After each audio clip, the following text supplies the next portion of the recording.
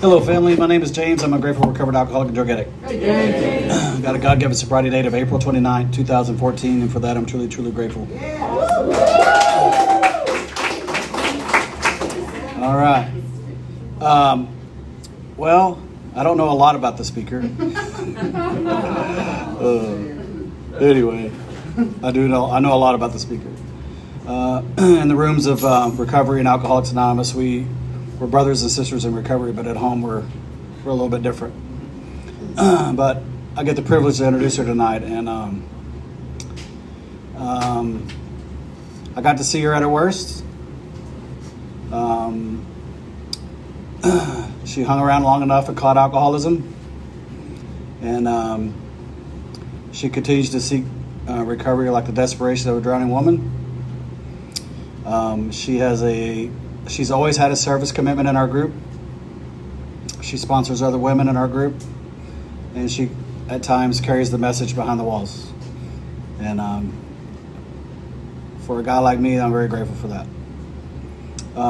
Anyway, for no further ado, come on up, Barbara.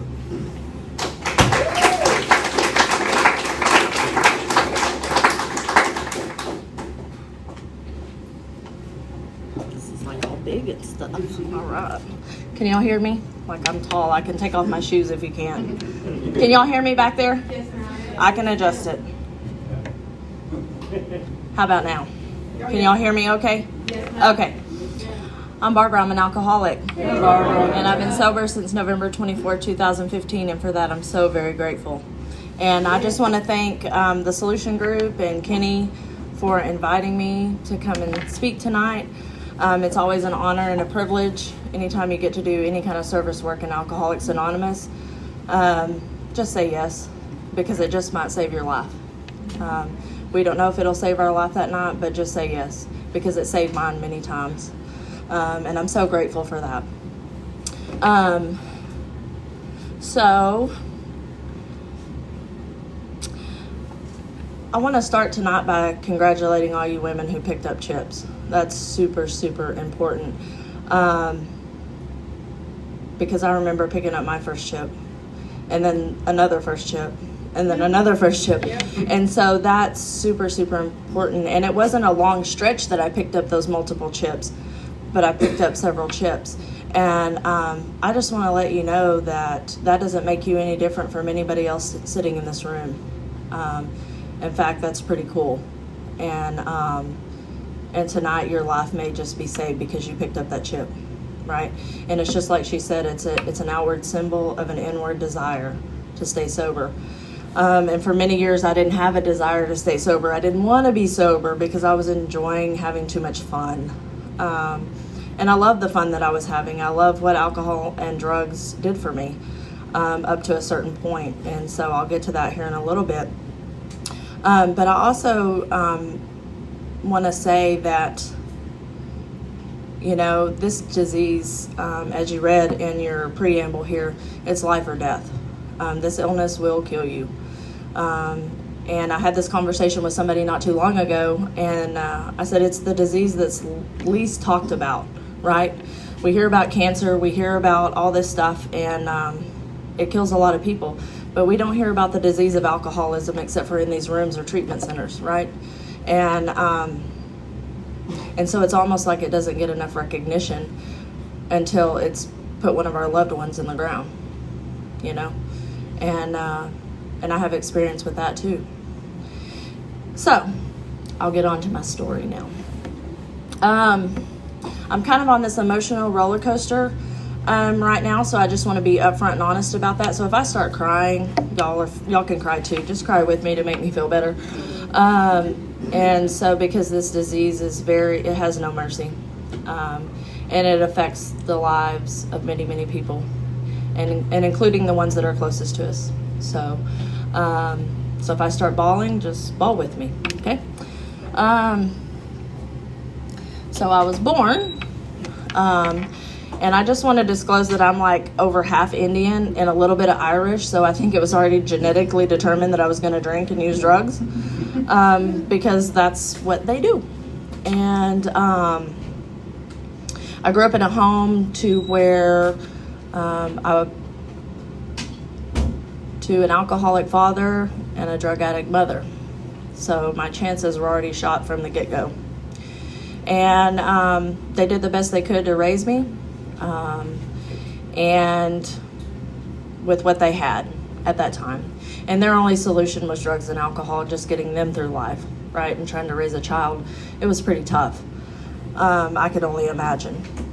Because little did I know 20 years later I would repeat the same cycle in my own children's life. And my childhood was fair. But looking back now, I mean, I was an only child, so I got a lot of things I wanted, maybe almost too much to a disadvantage. But I was taken care of, almost too much, if you know what I mean. And so I didn't really know love until I came into the rooms of Alcoholics Anonymous. And so if you're new here, just hang around, because we're going to love you, and then we're going to love you some more, right? Without a price tag on it. And so that's how I grew up. Love meant I had to sacrifice something, or it came with a price, or it had to be earned. And so in here, we just want you to work your steps and stay sober, right? And then go help another alcoholic. And so that didn't happen in my childhood, right? If I wanted something, if I wanted love, then it had to be earned. And that may have meant, you know, staying up till 12 o'clock at night, cleaning the house, making sure it was spotless and there wasn't a speck of dust on the baseboards, right? Or it may have meant you better go clean out the stalls in the barn and make sure everything is spotless there, regardless if you have school tomorrow. So that's what, you know, the love that I was seeking, that's what it came with. And then when I did something wrong, it came in the form of physical violence. It came with abuse. And so my dad was my hero. And I can stand here and say today he has passed. But I can stand here today and tell you that I love that man with all my heart. And even though there was a lot of pain inflicted, emotional, verbal, some physical, he was still my hero. Because there's a lot, when I got sober, my sponsor said, let's look at all the good things he gave you, not the bad, right? And so all I could do, this disease of perception that I have, I only want to see the bad, I only want to see the negative, I never want to see the good, right? Because that's not who I am. This disease only wants to see how I can pick you apart and make you different, right? Because I'm different than you. So, and that's the way, you know, I lived my life with my dad. My mom wasn't in the picture very much. My dad got custody of me when I was very, very young. I think I was like 18 months old. And he had to get married to another woman just to get custody of me. So that kind of tells you how the dynamics was working, right? And in fact, I didn't meet my real mother until I was 9 years old, because she was in and out of jail, things like that. And so my dad raised me, and I was very fortunate. I grew up on huge ranches here in Texas, so I got to do what most girls would love to do. I was riding horses every day. I just got to live that good country life, you know. And but if I ever made a mistake, it was like hell was closing in, right? And so all this while I was learning these learned behaviors of how to seek love in all the wrong ways. And I remember when I was like 8 or 9 years old, my dad would have these, you know, his beer bottles, and he'd leave a little bit in there for me. And I was like, this is great, you know? And I remember just drinking a little bit of that out of those beer bottles, and that's how I fit in, right? And so our relationship started revolving around alcohol. And it came a time to where we didn't know how to have a relationship without alcohol. Because 2 alcoholics sober and no program, it's pretty bad. So, you know, it came to a place to where he would buy me alcohol when I was 13, 14. You know, he would buy me whatever I wanted. And I thought that's how it was supposed to be. you know? I just thought that was pretty normal. And, the big book talks about how our alcoholic life seems to be the only normal one. That was normal to me. And so it wasn't until I got a little bit older that I realized that these people that I'm going to school with, their parents aren't doing that. So to me, that seemed weird. Them not drinking seemed very weird to me. And so at that point, everybody talks about feeling different, feeling, set apart. There's something wrong with me. Maybe I was just born into the wrong family. I felt that for a very, very long time until I met alcohol, and it became my best friend. We had a loving relationship, and I would do anything for alcohol. And I did that for a very, very long time. And so I told you before that I didn't meet my mom until I was 9, my birth mother. When I was about 13, I decided I wanted to try to find her. And I remember my dad looking at me and saying, "Don't do it. You're making the biggest mistake of your life." And I'm like, "You don't know what you're talking about. I'm 13. I know everything." And I'm like, well, I want to back up. So my dad had divorced the woman that he had to marry to get me. He had remarried. Well, guess what? She had 3 kids. I don't play well with others, especially in my playground. And so I'm an only child, right? And so I was going to do everything I could to sabotage that marriage and get those kids out of there. And if that meant beating the hell out of them, I was going to do it. And if that meant telling lies about them, I was going to do it. I wanted them out of my playground. And so I decided to go on this escapade of trying to find my mom. And so my dad's like, "Don't do it. Just don't do it. Please don't do it." And I'm like, "You have already put another woman between our friendship. I am daddy's girl. I don't like you anymore."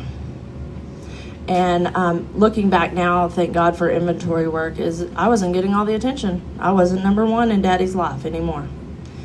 And so I found my mom, and she came and got me. And I have to tell this part of my story because it kind of sets the precedence of what would happen until I got sober. So my mom, she comes and gets me, and within about 4 months of her getting me, I'm driving a U-Haul, 13 years old, down Interstate 20, moving to Georgia.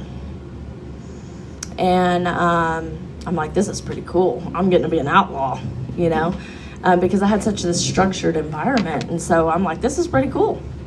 And the best part about it is my mom was a bartender. Loved it. And we go off to Georgia, and I would go on a 4-year run of barely going to school, drinking as much alcohol as I could, and that's where I got introduced to drugs for the first time. And I just want to say this. I've been to my mom's grave, and I've made amends, and so I want to say this. And I also want to say this because I know that my mom was going to Alcoholics Anonymous at certain times trying to get sober. Didn't know that then, but I just learned that about a year ago. And she's been gone since 2007. And so she gave me my first drug. And I had a new best friend. And it took me to places that I had never been. But it also took me to lows that I had never known. And I chased that for 4 years, putting anything in my body in every orifice that I could find. And I ended up pregnant with my first child when I was 15. And something inside of me, I had this moment of clarity, and something inside of me said, this is not what you want to do. This is not how you want to raise your child. Remember, you're going to be different from your parents. And so I called, we had moved back to Texas by that point, and I just remember calling my dad, the only person I knew to call, and saying, "Come and get me," after he told me I was making the worst mistake of my life. I called him and I said, "Come and get me. I can't do this." And so he pulled up there in Abilene, and he got me and my daughter, and she was about 6 months old at that time. And for some reason, I didn't want any part of the drugs anymore. I just wanted to drink. I knew if I could just go back to alcohol, it was the consistency in my life, right? Everything was going to be okay if I could just drink. I didn't want that hard stuff, right? And so we moved back, and I'm in Eastland, Texas, and I'm trying to get back into school because I've missed like 2 years of school, and I'm trying to have this child, and I'm trying to rebuild this relationship with my dad. And his wife, the one that I'm trying to sabotage, is trying to show me how to be a mom. And I'm like, you have no idea what you're doing because your 3 kids are brats. So you're not going to tell me what to do. And I rocked on for a little bit, and then we moved to West Texas. And I graduated high school. I was raising my daughter. I was drinking. I was having fun, but it wasn't out of control. My life had not become unmanageable yet. I hadn't crossed that invisible line, but it wasn't far. So we move out there, and I graduate, and I meet this guy, right? And I'm like, this is it. I've arrived. I have found my answer. We're going to have a white picket fence and a beautiful home, and we're going to raise our children, and life is going to be rainbows and butterflies. And I don't know what I'm doing. I'm 19 years old. I've graduated high school, trying to go to college. He's trying to have his career, and I get pregnant with my second child. And so something inside of me said, just have a baby. That's the answer.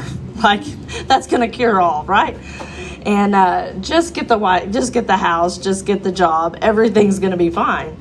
And so all the while inside, you guys, I just can't tell you enough how much I was trying to put on this facade and hide my alcoholism, because I would secretly drink after work. It was just crazy. And then little by little, I started hanging out at these places I shouldn't hang out. I quit coming home. I have this daughter at home, this baby, plus my other daughter, and he's raising this child. And one day he comes to me, he's like, I can't do this anymore. And I'm like, how dare you leave me? Don't you know I'm chasing a career? I'm trying to build something for us. The truth is I have been caught. And I couldn't handle it. And so I do the only thing that I know how to do is I run, right? Just like I had ran when my dad made me mad to my mom. And so I get out of that marriage, but I have a little girl, right? And I still have this other my first daughter. And I have this little girl, and we go through this divorce, and I don't even know what a divorce looks like. I don't know that you're supposed to show up with a lawyer, like, to get custody of your child. I thought the judge was going to be like, here, you're a woman. She can go with you. Well, I didn't know that. So I walked out of that courthouse that day with only every other weekend visits with my daughter. And, I wasn't sober, probably 5 or 6 years until I had this realization, doing some step work with my sponsor, that I was running from that for a very long time. The shame, the guilt and the shame of being a mom and leaving your child, right? And so, but I have to be honest with you, because my sponsor says I'm supposed to be honest from this podium. And at that moment, I also felt free. And it's because of Alcoholics Anonymous I can be honest with you and say that. I couldn't say that a long time ago. But I can tell you, I was like, okay, she's not with me, so it's going to be okay. I can go do what I want. And I did. And once again, my life becomes more unmanageable, and I end up back in Eastland, Texas, where my dad's at. And I'm going to get my life together once again. And at this time, I had been working on the ambulance, so I worked for 911 for the EMS service. And I got a job in Eastland working on the ambulance. Life was great. And then here comes another solution, right? In the form of a human man. And so, because I've got a child, I don't have anybody to take care of me. Right? And, but I need to take care of somebody else. So it's like that paradox. I need you to take care of me, but I'm such an Al-Anon, I need to take care of them. And, to make me feel good about me. And, because if I'm not taking care of you, I have no worth. And, I'm useless. And so I meet this guy, life is great. And another solution, right? Let's have a baby, because that's the solution. And I had my son, and all the while I've been drinking, guys, just off and on. My life's not going, it's not completely crazy yet, but it's fixing to get there, so hold on. And throughout this pregnancy, I have some complications health-wise, and it's pretty cool that I can say this in this meeting. Because this is how it started for me. And I had to have multiple surgeries, right? And back then, they had these bottles that come from the pharmacy, and there are these pink pills, and they're called Darvocet, and I love them. And but moreover, I love the way they make me feel, because I'm not taking them for the pain. I'm taking them for the effect produced by them, because I like the way they make me feel, right? Because I don't have to think about when my mom left me, when my dad told me not to go with my mom, when that man took my kid at the courthouse. I don't have to think about that when I'm taking those. Life's great. And this is the honest to God's truth. I did not realize that I was becoming addicted. It was happening without my permission. And that's what this disease does. It does it without your permission. And I was too far gone. At that point, I began finding any reason to go to the doctor to get more. I would stump my toe, to go maybe break my toe on purpose or something, I don't know, to go get more. And I have a headache, I need some more. I was doing everything I could to go get some, just to get that feeling, right? Because I needed to go to oblivion. I did not want to be right here, right now.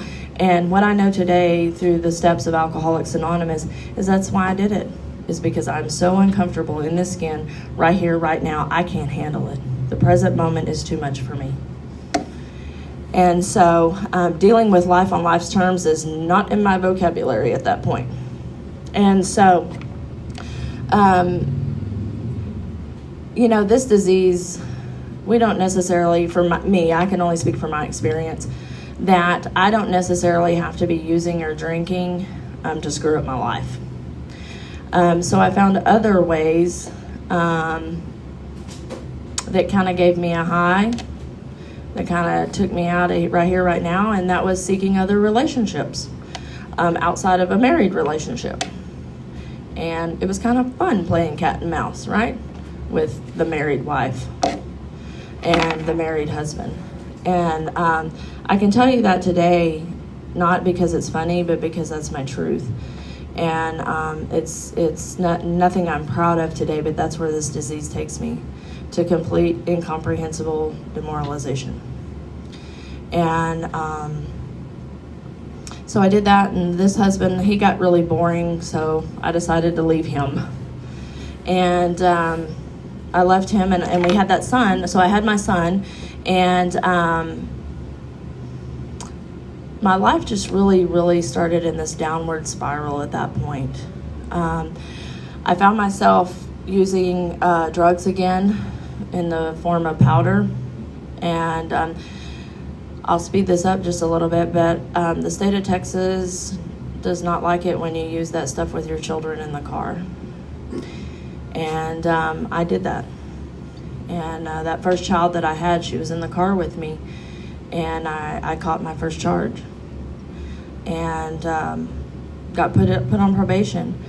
And I want to tell you today that was the best thing that ever happened to me, because it led me to you guys. And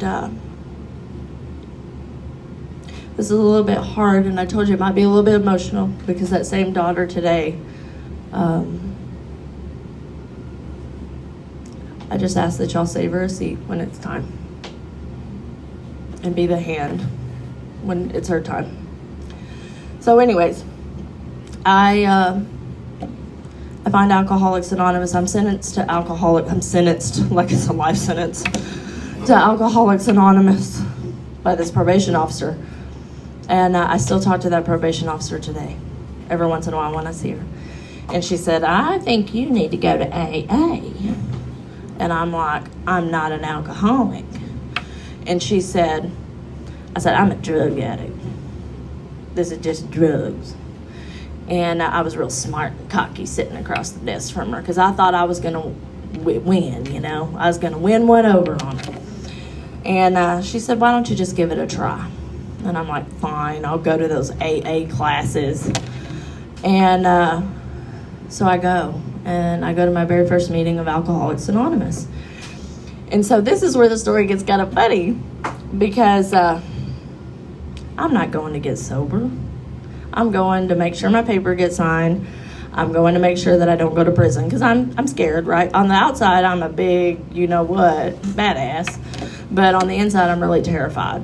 And so, and I love my freedom because I love myself way too much. And so the world needs me free, not incarcerated. And so I go to AA, and y'all got this book in here. It's this little blue book. And I'm going to tell you right now, I do not condone AA dating. I'm not standing up here, so don't tell your sponsor I said that. But somebody hands me a big book. And I'm like, well, what am I going to do with this? And he's like, well, call me if you ever want to talk about the big book. And I'm like, oh. So in my world, that means I love you and I want to get married tomorrow. So I'm like, I got to do everything I can because this guy wants to marry me tomorrow. He just gave me his phone number. So inside the big book is a phone number. Call me if you ever need anything with help with the big book. Well, I don't know that like women work with women, men work with women. I don't know anything about that because I'm not there to get sober. And so I'm calling him. Guys, I have to tell you, I'm calling this guy before I even get out of the parking lot. And he's like, you're already calling me? And I'm like, yeah, I need, well, what are you doing? Like, he's like, I'm going home. And I'm like, well, what are you doing for the rest of your life? And this is truth, guys. And I'm like, he's like, I don't really know. And I'm like, what, do you have any kids? Do you have a wife? Are you married? Do you want to get married? Like, when can we see each other again? And he's like, I'm just trying to stay sober. And I'm like, oh my God, he wants to stay sober. He doesn't want to drink. So I rock along and I keep going to these AA classes like y'all tell me to, or like the probation officer tells me to. But something happened in that AA meeting. Y'all were very sweet and y'all were very loving and very kind to me. And I found that very awkward, right? Because I was like, what do y'all want from me, right? Because love was always attached to something. It always meant a price. It always came with a price. And I'm like, what do y'all want from me? And so y'all didn't want anything. Y'all were like truly concerned about me because I was crazy.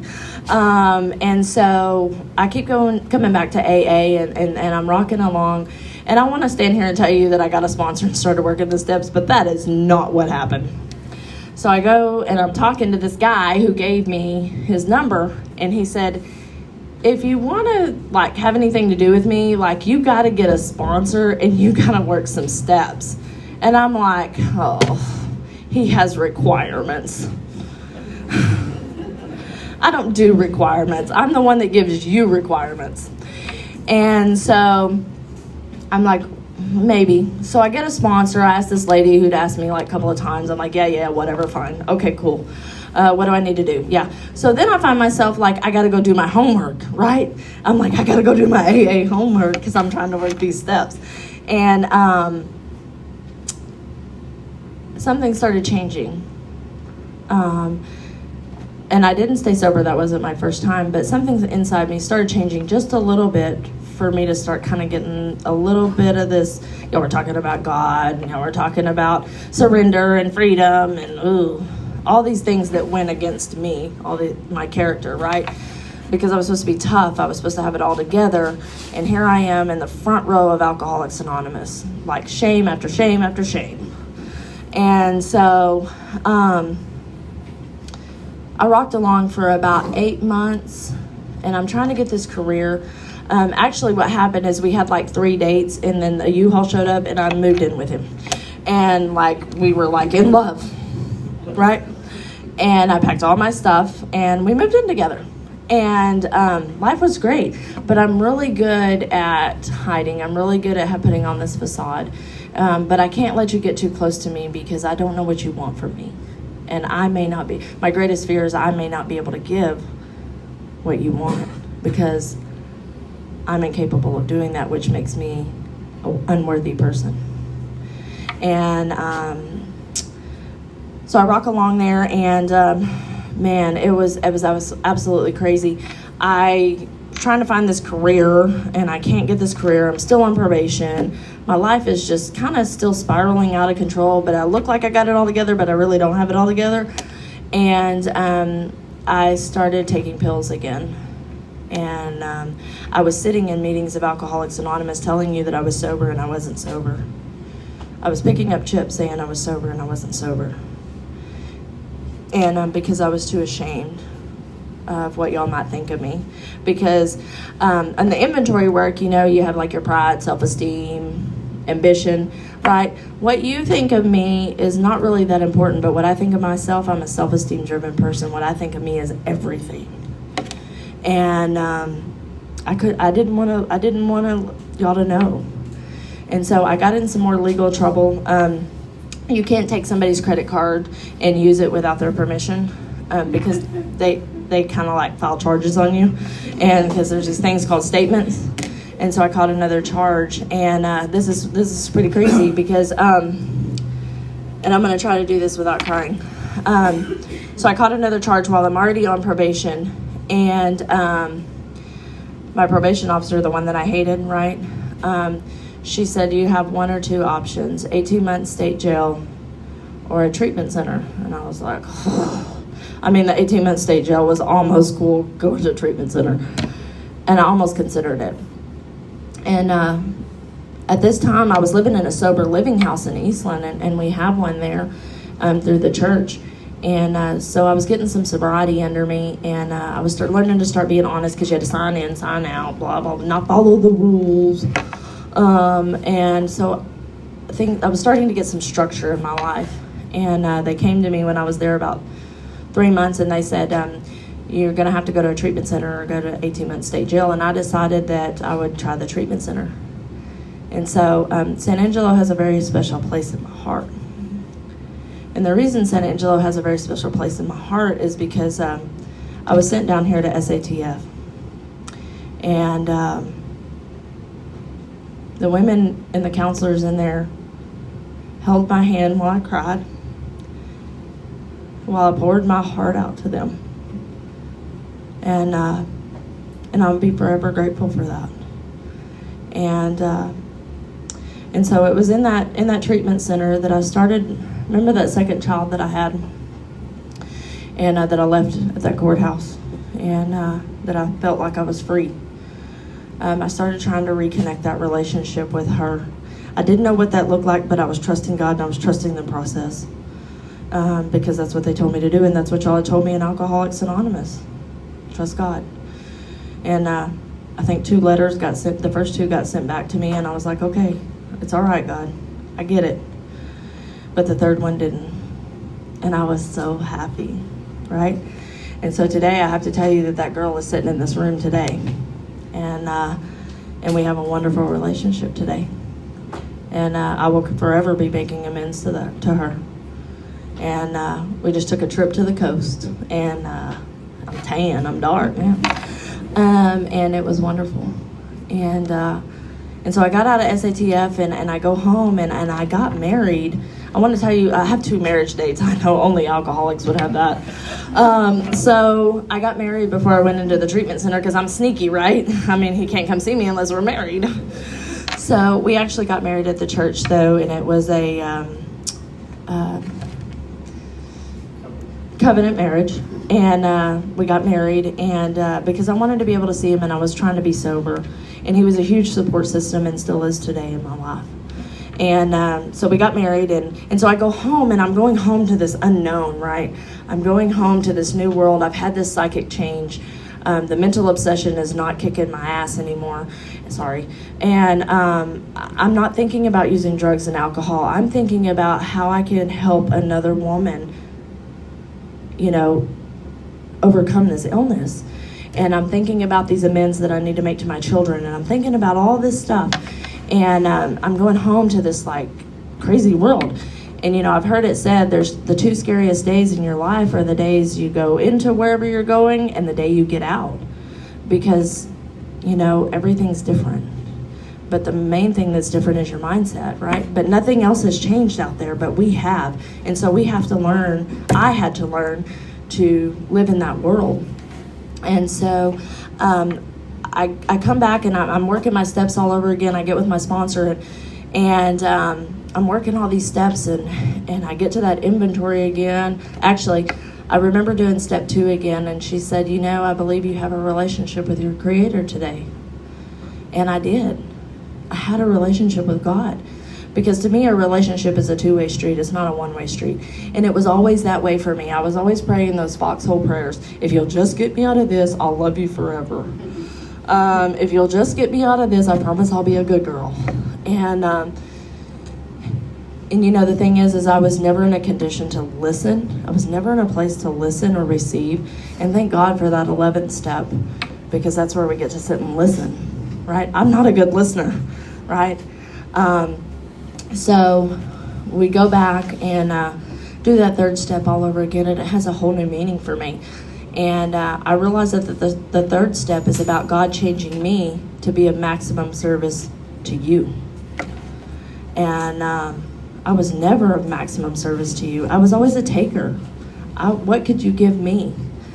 And then I do some more inventory work, and some more stuff is revealed, and then I do another 5th step, and it's so amazing what that 5th step had done for me, because I felt so empty, because I'd been running with all these character defects and all these things, and they had served so many purposes in my life that they were out in the open now. So what was I to do, right? And so I'm in 7 and 8. I'm in step 7, and I remember standing on my sponsor's back porch, and she had me write each character defect on a rock, right? And I was throwing them as hard as I could, right? And I love how the 7th step prayer at the end, it says amen, because that's like the closing, right? And I started making those amends lists. I had already started, like I said, in SATF, but I really got serious and got down to business with my amends. And to me, that's where I experienced the magic of 6 and 7, right? And because I alone cannot get rid of these character defects. I've tried and tried. I tried to drink them away. I tried to use them away. I mean, I did everything I could. But I have these defects of character that's like who I am. And the 12 and 12 clearly talks about what these character defects are. And they're God-given. I mean, God made us who we are. Today, I know I'm a child of God. What a blessing. Before, I thought I was like a child of Satan. And I truly believe that. I was like, if God loved me, if God truly created me, then why did he let all these bad things happen to me? And I just want to say, if you feel that way, it's okay. Because you don't have to feel that way for very long if you get a sponsor and work these steps and have a relationship with God. Have your own relationship with him. And so, these character defects in the 12 and 12, it talks about they're God-given, but they become defects when they far exceed their intended purpose. Well, I extra far extended their purpose. Like I went to the extreme with them. And, I was entirely ready to have God remove all these defects of character. I was ready. I did not want to run anymore. I didn't want to lie. I didn't want to steal. I didn't want to cheat. I didn't want to do any of those things anymore. For the first time, I saw myself the way God sees me, and that's perfect and unflawed and white as snow. Do I always see myself that way today? No. I still see myself at times as flawed, imperfect, but I had to have that glimpse of seeing how God saw me. And I truly believe that today, that he let me see that so I would continue trusting in his power and just how big he really is. And so, and then I get into 10 and 11 and continuing to take that personal inventory. Man, that's hard. I don't know about y'all, but man, I'm like, no, I didn't do anything wrong. And I will go on about my business, right? And, but I have this thing called a conscience today. And so I'm like, oh man, I need to go make amends. And I will be honest with you, I'm standing here at this podium. The weakest part of my program is sitting still. Like, I think I need to go 100 miles an hour, literally, like I do. And even with almost 8 years of sobriety, I still think I need to go 100 miles an hour. I got this. You just go over there. When I need you, God, I'll call you over here. Right? And thank God for pain. Thank God for loss. Thank God for heartache, because that always turns me back to God. Right? And today, before that used to turn me to drugs and alcohol because I needed to drown the pain. Today, I go to God. And I'm so grateful for that today. And I love how step 12 says for praying only for the knowledge of His will for us. I prayed a lot for my will, a lot, because I want what I want when I want it, right? Because I'm so selfish and self-centered. That's like my default position.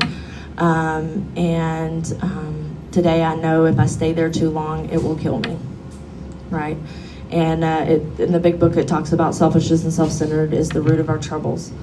And from it stem all other forms of problems. And I know that today. And so step 12, I have this spiritual awakening, and I'm trying to live by these spiritual principles like honesty, humility, love, tolerance of others. That's a big one, principles before personalities. Oh, that makes me just want to cringe. And because I still think that I know it all, and I still think that my way is the best. And but today I know God's way is the best, and that's been my experience. And so getting to work with other women, it talks about in the big book, is the bright spot of our lives. And when all else fails, intensive work with an alcoholic will never fail. And I believe that to be true today, because I believe everything in that big book. And today I get to read another bigger book, and I'm not afraid to open it today. Whereas before, if I opened it, like the gates of hell were closing in on me. Today I'm a faithful wife. And today I have a wonderful marriage, and we open our home to many alcoholics today. And I used to say, this is kind of funny, that the magic only happened in the bedroom or wherever, but today the magic happens around our kitchen table, or when we're sitting across the table from another alcoholic. That's where the magic happens. And today when I'm working with another alcoholic, I can always see a piece of me in that alcoholic I'm working with, or some defect of character that I'm still holding on to. And that's just the way God works. I believe that's the way the spiritual realm works, is that God will reveal to me through another human being what I need to work on. And sometimes, and I have to be honest, sometimes I'll avoid step work because I'm like, no, I don't want to do it. Because I know that something might be revealed to me, and I'm loving that character defect just a little too much, and I don't want to do something about it. And that's just my truth, because I'm stubborn. And so today, I have a relationship with my son, who's now 13. And just really quick, I want to say that my son, he's very high-strung, very ADHD, ADD. And I struggled with for a very long time because I used all of those pills when I was pregnant with him. And I struggled with that for a long time, thinking that I could cause some of that. And I don't know if I did. That's really none of my business. But what I do know my business is to be the best mom to him today, no matter what that looks like. And there are days when I went to, I'm at my wit's end with him. But today I'm free of the guilt and shame that thinking that I may have caused some of that. And today I'm truly grateful to be a member of Alcoholics Anonymous.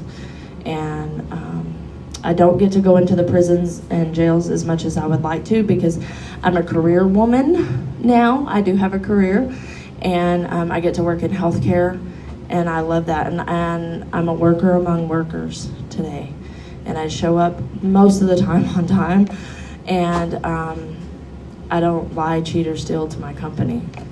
And for this company, I'm the second in command at my company. And that's pretty awesome. And I have to tell you, this is the coolest part, is I actually have a company checkbook and credit card that I have not abused today. and they trust me with it, and that's really a big deal. I have not cheated on my husband. That's a really big deal. And every time my kids, I say I'm going to be there, I'm there. And every time I tell them I'm going to pick them up, I'm going to pick them up. And I'm there on time. And I don't make them sit and wait and wonder if mom's going to come pick them up today. And that's because of what y'all have done for me, right? And not anything that I've done to myself. It's God working through y'all, beautiful people, my family of Alcoholics Anonymous. Because whether you like it or not, we're all brothers and sisters in here. And I just want to say how awesome it is to watch y'all ladies pick up those chips and hold on to them, you know. And when you give it to somebody else, maybe when they need a chip, or turn it back in and get another one for another month, right?